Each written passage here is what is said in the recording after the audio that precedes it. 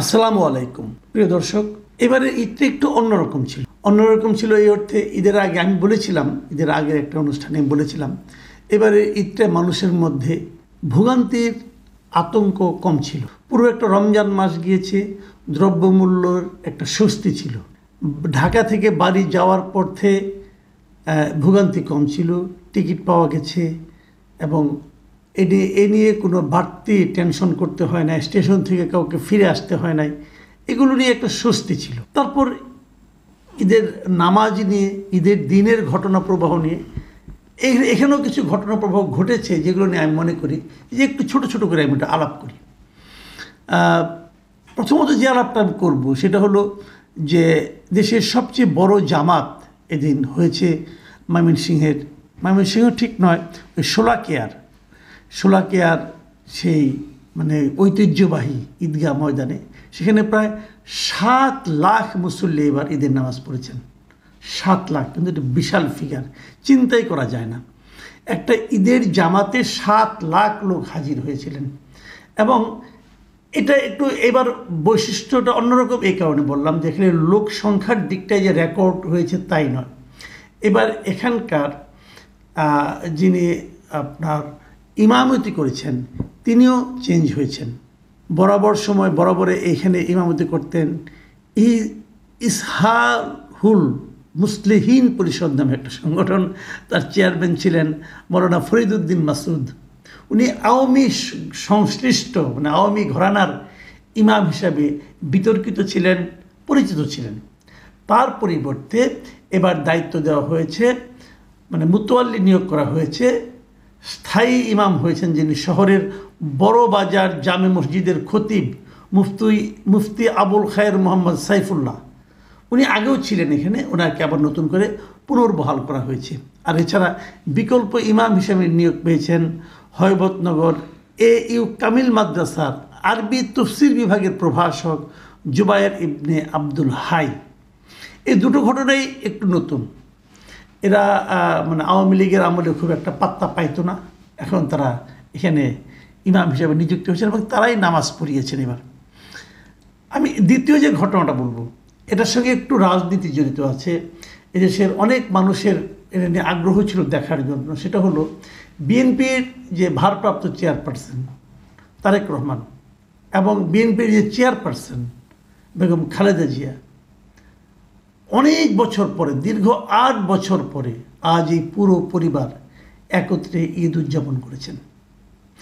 তারেক রহমান, তার কন্যা, তার স্ত্রী এবং খালেদা জিয়া একসঙ্গে ঈদ করেছেন। খালেদা জিয়ার 2জনই সন্তান ছিলেন, একজন মারা গিয়েছেন আরাফাত রহমান, আর একজন বড় সন্তান তারেক রহমান জীবিত আছেন। তারেক রহমান সপরিবারে মার সঙ্গে এবার ঈদ করেছেন। এটা একটা অনেক বড় সংবাদ আমি মনে করি, যে সন্তান সঙ্গে পুরো পরিবার একত্রে ঈদ করতে পারাটা, এটা আমাদের মতো যারা নাকি দেশের মুসলমান যারা, তাদের মধ্যে এটা একটা বড় ঘটনা এবং সেটা হয়েছে।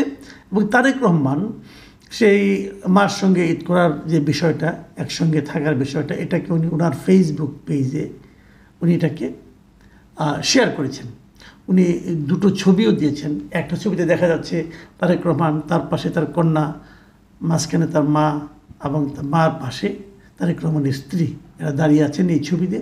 আরেকটা ছবিতে মা এবং ছেলে, 2জনের ছবি। বিশেষ করে এই ছবিটা দেখে না আমার কাছেও ভালো লেগেছে। এবং তারেক রহমান কিন্তু সেখানে তার ভেরিফাইড ফেসবুকে এটার সঙ্গে কিছু কথাও লিখেছেন। এই কথাগুলো আমার মনে হয় একটু টাচি, আপনারা একটু শুনতে পারেন। তারেক রহমান লিখেছেন, 17 বছর ধরে বাংলাদেশের নিপীড়িত মানুষ এমন দিনের অপেক্ষায় ছিল যখন তারা একটি স্বাধীন ও গণতান্ত্রিক দেশে ঈদ উদযাপন করতে পারবে, যেখানে স্বৈর শাসনের শৃঙ্খল তাদের কণ্ঠ রোধ করতে পারবে না।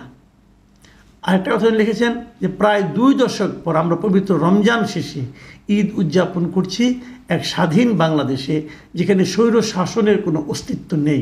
আপনারা লক্ষ্য করে দেখবেন যে ওনার এই যে লেখা, এই যে বক্তব্য, এর মধ্যে কিন্তু ঈদের আনন্দের পাশাপাশি স্বৈর শাসনের নিগড় থেকে মুক্ত হওয়ার আনন্দের কথাটা কিন্তু এখানে আছে। এবং এটা কেবল ওনার জন্য নয়, এদেশের মুক্তিকামী জনতার জন্য এটা আমি মনে করি খুবই একটা গুরুত্বপূর্ণ একটা বিষয়। তো এটা ছিল একটা বিষয়। আমি আরেকটা কথা বলি, মানে এতক্ষণ তো মানে পজিটিভ কথা বললাম, এখন একটু নেগেটিভ কথা বলি, দুটো নেগেটিভ কথা বলবো।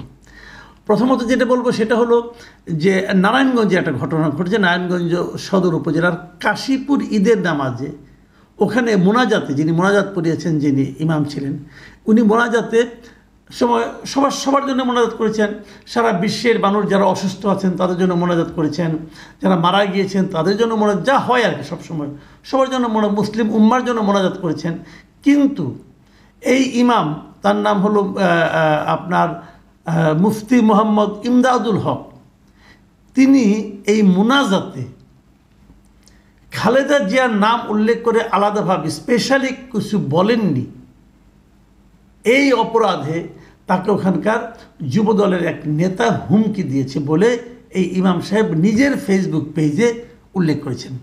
ইমাম সাহেব লিখেছেন ফেসবুক পেজে, ঈদের দিন ঈদগাহ থেকে মনোকষ্ট নিয়ে বাড়ি ফিরলাম, এবং ওখানে তিনি এটাও উল্লেখ করেন যে উনি নামাজ শেষ করার পর এই যে নামাজ শেষে দোয়ায় বেগম খালেদা জিয়ার নাম উল্লেখ না করে সবার মঙ্গল কামনা সুস্থতার জন্য দোয়া করা হয়। এটা আম মজলিস হওয়ার কারণে সেখানে নির্দিষ্ট কোনো নাম উল্লেখ করা হয়নি। এ কারণে ফতুল্লা থানা যুবদলের সাবেক যুগ্ম সম্পাদক সৈকত হাসান ইকবাল তাকে, মানে ইমদাদুল হককে, মসজিদের খতিবের চাকরি থেকে বরখাস্তের হুমকি দিয়েছেন। দেখুন, এটা আসলে কিন্তু আমি মনে করি একটা মানে বড় ধরনের অভিযোগ। এই অভিযোগকে কিভাবে উনি খণ্ডন করবেন আমি জানি না, তবে আমি মনে করি যে উনি যেটা করেছেন ঠিকই করেছেন। উনি ওনার মতো মোনাজাত করেছেন। মোনাজাত তো কোনো ফরমাইশি ব্যাপার হতে পারে না। আর উনি তো একজন ব্যক্তির নাম উল্লেখ করলে, আপনি আজকে ওই যে খালেদা জিয়ার নাম উল্লেখ করেন, তাহলে আরেকজন বলবে যে আমার নাম কোনো উল্লেখ করা হলো না, অমুকের নাম কোনো, উনি করেননি। উনি করলে করতে পারতেন, এটা ওনার ব্যাপার, কিন্তু যেহেতু করেননি এবং সমস্ত মুসলিম উম্মার নাম উল্লেখ করেছেন, সেখানে কি মুসলিম উম্মা আমাদের খালেদা জিয়া পড়ে না? পড়ে তো। আবার আরেকটা কথা, মোনাজাত জিনিসটা কী রে ভাই? আপনি আল্লাহর কাছে চাইবেন, আপনি যা চাইবেন তাই পাবেন? তাও তো না। ওনার নাম উল্লেখ করলে হয়ে যেত, উল্লেখ না করলে হবে না। তো ভাই এটা তো ভাই কোনো চাকরির অ্যাপ্লিকেশন না যেখানে একজন সুপারিশ লাগবে। এবং উনি যেটা করেছেন এটা হলো অধ্যত্ব। আমি আশা করব বিএনপি এই অধ্যত্বের ব্যাপারে ব্যবস্থা নেবেন, কারণ এটা যদি না নেন তাহলে আগামীতে আরেক জায়গায় হবে, এটা হতেই থাকবে। এইগুলি ধারাবাহিকভাবে চলতে দেওয়া ঠিক না। বললাম আরেকটা নেগেটিভ কথা বলবো, ঠিক নেগেটিভ না, একটু সমালোচনার মতো মনে হতে পারে। সেটা যেটা হয়েছে, এটা হলো ঢাকার ওই চীন মৈত্রী সম্মেলনের পাশে আপনার পুরনো যে বাণিজ্য মেলার মাঠটা ছিল, সেখানে একটা ঈদের জামাত হয়েছে। সেই ঈদের জামাতের আয়োজন করেছিল ঢাকা উত্তর সিটি কর্পোরেশন। সেখানে দেখা গেছে নামাজ আদায় করেছেন আমাদের এলজিআরডি উপদেষ্টা, বিষয়ক উপদেষ্টা আসিফ মাহমুদ। এবং এখানে এটাও দেখা গেছে যে আসিফ মাহমুদ ইমামের পাশে, মানে প্রথম যে সারিটা হয়, ইমামের পিছনে যে সারিটা হয়, সেই সারি এবং ইমামের যেখানে দাঁড়িয়েছেন এর মাঝে, ইমামের একটু পেছনে দাঁড়িয়ে উনি আলাদা একটা সারিতে নামাজ পড়ছেন। এই ছবিটা একটু বিভ্রান্তিকর, আমি বলবো বিভ্রান্তিকর, মানে এটা নিয়ে আমি পরে আরও দু একটা ছবি দেখেছি, এবং এটা নিয়ে রিউমার স্ক্যানার ওনারা এটা নিয়ে একটু স্টাডি করেছেন, এবং রিউমার স্ক্যানার স্টাডি করে বলেছেন যে ওই ছবিটাতে উনি কেবলমাত্র ইমামের পাশে দাঁড়াননি, আসলে ইমামের ডান দিকে আরেকজন দাঁড়িয়েছিলেন একজন, এবং তিনিও দাঁড়িয়েছিলেন। এখন ওই ডান দিকে বিকল্প ইমাম হিসেবে দাঁড়িয়েছিলেন, এই নামাজের ইমামতি করেছিলেন কারি গোলাম মোস্তফা, এবং তার ডান দিকে বিকল্প ইমাম হিসেবে দাঁড়িয়েছিলেন মুফতি জুবায়ের আহমেদ আল আজহারি। এখন তাহলে বাম দিকটা ফাঁকা থাকলো, তখন ইমামের পক্ষ থেকে বলা হয়েছে পেছন থেকে একজনকে সামনে আসতে বলা হয়েছে, এবং এটা আসিফ মাহমুদ এসেছে। তো এইটুকু হলো ঘটনা। এবং এরকম অবশ্যই আমি কখনো দেখিনি আগে যে ইমামের পাশেই যে একজন দাঁড়ায়, এটা আমি আসলে জানতাম না। যাকে এটা জানলাম, মানুষের জানার তো আর শেষ নেই, এবারে প্রথম দেখলাম আমি। তারপরে যখন সামনে এসে দাঁড়িয়েছেন, দেখলে ইমামই আহ্বান করেছেন পিছন থেকে একজন আসুন। ইমাম কিন্তু আসিফ মাহমুদকে আহ্বান করেননি, একজনকে বলেছেন, তখন অন্যরা ওনাকে পাঠাইছেন যে আপনি সামনে যান। এই ছিল ঘটনা। এটা রিউমার স্ক্যানার পরে দেখেছে, অন্যগুলি দেখিয়েছে, এটুকু ঠিক আছে। কিন্তু সমস্যা হলো কি, আসিফ মাহমুদকে সমালোচনা করা হচ্ছে কিন্তু আরও অনেক কারণে। এক নম্বর হলো তিনি না আসলেও পারতেন, তিনি পেছনে থাকতেন, অন্য কেউ আসতো, ওনাকে আসতে হবে কেন? উনি একটু ক্রস করে কিন্তু এসেছেন, তো দরকার ছিল ওটা তো কোনো। আর এটা দেখতেও একটু দৃষ্টিকটু লাগছিল। কিন্তু আমি ইত্তেফাকের এটিতে নিউজটা দেখলাম, আমি ইত্তেফাকের থেকে 3টা কমেন্ট আপনাদের এখানে পড়ে শোনাতে চাই। এই জন্য চাই যে তাহলে বুঝতে পারবেন যে আর কি কি বিষয় নিয়ে ওনার সমালোচনা হয়েছেন। মুস্তাক চৌধুরী লিখেছেন ওখানে ওই ইত্তেফাকের ওই নিউজটার নিচে যে এই ছোকরা মাথায় টুপিও পরে নাই, এর কাছ থেকে শেখার কিছু নাই, নব্য সুশীল সাজছে, মুসলমানদের চিহ্ন হলো টুপি, এইসব ডাবালকরা কি দেশ চালাবে। মোহাম্মদ লিটন লিখেছে মাথায় টুপি না থাকলে তো কোনো সমস্যা নাই, কিন্তু পায়ের টাকনুর নিচে কাপড়। মোহাম্মদ বুরহানুদ্দিন লিখেছেন গোড়ালির নিচে কাপড় পরিধানকারীর জন্য কঠিন শাস্তি রয়েছে, আর নামাজে হাতের আস্তিন গুটিয়ে রাখা মুকরুহে তাহরিমি। আপনারা এই ছবিগুলো দেখবেন। এখন এটা নিয়ে আমি আর নিজে কোনো মন্তব্য করতে চাই না, আমি দর্শকদের 3টা মন্তব্য আপনাদের পড়ে শোনালাম, আপনারা আপনাদের মতো বুঝে নিন। আমরা শেষ পর্যায়ে এসেছি। আরেকটা যে ঈদের একটা ঘটনা আমার কাছে মানে উল্লেখযোগ্য মনে হয়েছে, সেটা হলো ডক্টর ইউনূসকে শাহবাজের ফোন পাকিস্তান সফরের জন্য আমন্ত্রণ। মানে পাকিস্তানের প্রধানমন্ত্রী শাহবাজ শরীফ ডক্টর ইউনূসকে আমন্ত্রণ জানিয়েছেন পাকিস্তানে যাওয়ার জন্য, এবং ঈদের দিন ফোন করে ঈদের শুভেচ্ছা বিনিময় করেছেন। এটা একটা আন্তর্জাতিক পর্যায়ে একটা ঘটনা হতে পারে যে ডক্টর ইউনূসকে পাকিস্তানের প্রধানমন্ত্রী তিনি আলাপ করেছেন, এবং এটা নিয়ে পাকিস্তানের প্রধানমন্ত্রী শাহবাজ শরীফ তার এক্সে দেওয়া একটা পোস্টে উল্লেখ করেছেন, এবং সেখানে পাকিস্তানের প্রধানমন্ত্রী লিখেছেন যে বাংলাদেশের প্রধান উপদেষ্টা অধ্যাপক ডক্টর ইউনূসের সঙ্গে টেলিফোনে মনোরম কথাবার্তা হয়েছে। যে এটা ভালো, এটা একটা খুবই পজিটিভ দিক। যত বেশি দেশের সঙ্গে আমাদের সম্পর্ক হয় ততই ভালো। যেটা দিয়ে শেষ করব সেটা হলো নরেন্দ্র মোদী ভারতের প্রধানমন্ত্রী, উনিও ডক্টর ইউনূসকে ঈদের শুভেচ্ছা জানিয়েছেন, শুভেচ্ছা জানিয়ে একটি চিঠি দিয়েছেন, এবং চিঠিতে উনি অনেক কথা লিখেছেন পবিত্র রমজান মাসের সমাপ্তির সঙ্গে সঙ্গে আমি এই সুযোগে আপনাকে এবং বাংলাদেশের জনগণকে ঈদ উল ফিতরের আনন্দময় উৎসব উপলক্ষে আন্তরিক শুভেচ্ছা ও অভিনন্দন জানাই লিখেছেন। উনি আরও লিখেছেন পবিত্র মাস জুড়ে ভারতের 20 কোটি ইসলাম ধর্মাবলম্বী মানুষ বিশ্বের অন্যান্য মুসলিম ভাই বোনদের সঙ্গে রোজা পালন ও প্রার্থনার মাধ্যমে সময় কাটিয়েছেন। ঈদ উল ফিতরের আনন্দ ঘন মুহূর্ত উদযাপন আত্মসমালোচনা, কৃতজ্ঞতা ও ঐক্যের প্রতীক। এইগুলো সব ভালো। তারপরে ওরা বলছেন যে দুই দেশের সম্পর্ক আরও যেন দৃঢ় হয়, বন্ধুত্ব হয়, এগুলো লিখেছেন। তো এটাও আমার কাছে একটু বিশেষ গুরুত্বপূর্ণ মনে হয়েছে। কেন বিশেষ গুরুত্বপূর্ণ মনে হয়েছে এটা আপনাদের একটু মনে করিয়ে দিই, এই জন্যই আমি এটা সবার শেষে পড়লাম।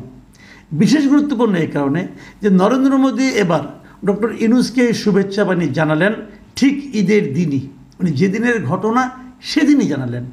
আপনারা বলবেন তো অবাক হওয়ার কী আছে? না, অবাক হওয়ার আছে। অবাক হওয়ার আছে কারণে আপনারা একটু মনে করতে পারবেন যে এবার ইংরেজি নববর্ষের যে শুভেচ্ছাটা সেটা কিন্তু নরেন্দ্র মোদী ডক্টর ইউনূসকে জানিয়েছিলেন 27শে জানুয়ারি। জানুয়ারির 1 তারিখে যে শুভেচ্ছা জানানোর কথা ছিল সেটা 27 দিন পরে উনি জানিয়েছিলেন।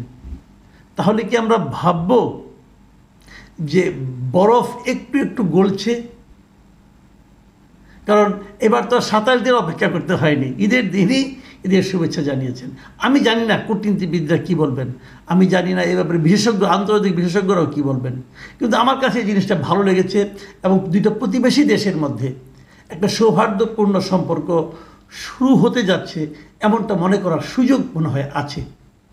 প্রিয় দর্শক, অনেকগুলি খণ্ড খণ্ড ঘটনা বললাম, সবগুলি মিলিয়েও দেখতে পারেন, আলাদা আলাদা বিচার করতে পারেন, আপনাদের ইচ্ছা।